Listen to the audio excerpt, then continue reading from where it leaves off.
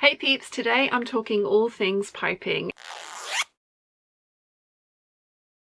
If your piping is going to be sewn into another seam like this, so not in the round, but it's just going to taper off and get sewn into another seam, there are lots of different ways that you can finish off the ends of your piping. Some people like to taper it in so that it isn't involved in this join here at all. Depending on what you're using to stuff your piping, some people just leave it all in there and just sew over it. Personally, I prefer to keep the piping running all the way through so that it gets sewn into the seam. I just think that's a slightly cleaner look. This can add bulk. So here is how I deal with the extra bulk from adding piping in this way. I have attached my piping to the collar. It is, as you saw at the beginning, made on the bias, but I still needed to clip into the corners to get it to go around the corner nice and neatly. I did one clip to start with whilst the piping was under the presser foot, and then these other two I have just put in to make sure everything lays nice and flatly, and I've done the same for the other side. I also had a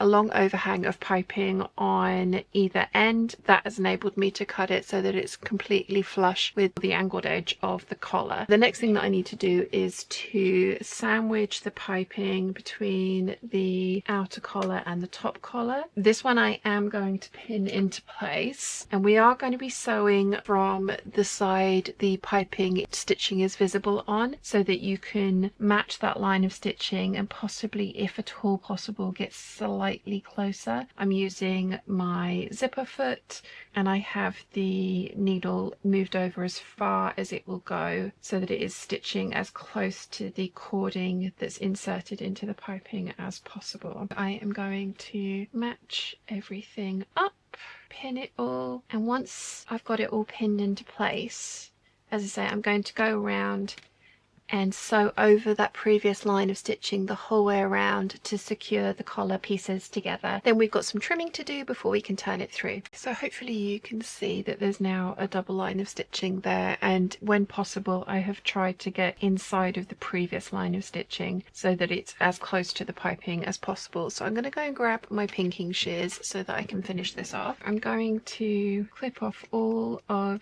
the excess because we've got the 2 layers of the collar, we've also got the 2 layers of the fabric from the piping itself, so we don't want any extra bulk in here, so we're gonna go around and trim off all that excess.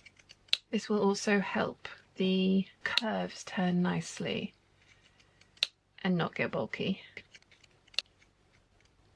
There are a couple more things I'm going to do to prep this collar. So obviously we need to turn it out and give it a good press, but even just turning it out like that, you can see that the edge is really nicely piped. And you can press it first or you can do this step first. It's not important which order this happens in. You will have noticed throughout this video of how I use piping is that I do sew it completely to the end. I don't turn it off or like fade it out where the seam allowance is, because I personally don't like how that looks. So I'm going to grab my tweezers, and tweezers for the sewing room are awesome, and if you don't have any you really should get some. So I'm going to pull my string out and just kind of like ease it back, ease the piping back along the string, and then with my seam gauge I'm going to measure 3/4 of an inch rather than 5/8 of an inch, and I'm just going to snip off that tiny little bit of the piping center,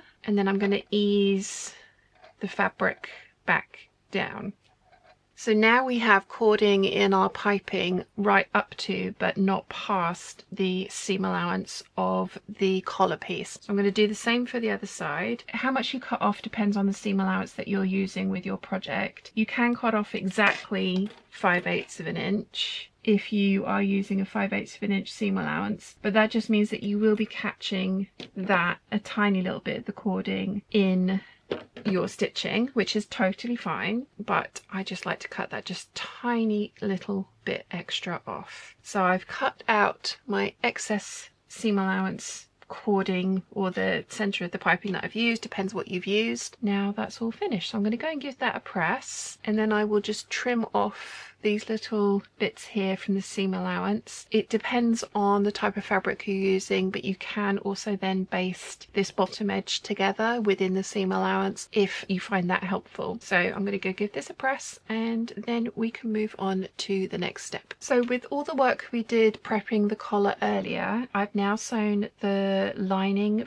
fabric to the outer fabric, and because I clipped out the string or the cording or whatever I'd used to fill the piping in, this area is actually sitting nice and flatly. I found this works really well to just remove the core of the piping from whatever seam allowance I'm working on. It looks really nice, it doesn't end up with a bulky finish, and I've never had any problems with piping moving around on the inside of my garments. I have one large video of all of the mini tutorials back to back, so hopefully I have covered what you're looking for in that. I will link to the playlist and all of the individual videos in the description down below. But if you have any questions, please let me know in the comments section down below and I'll do my best to answer them for you. If you've enjoyed this video, you might want to check out this one here.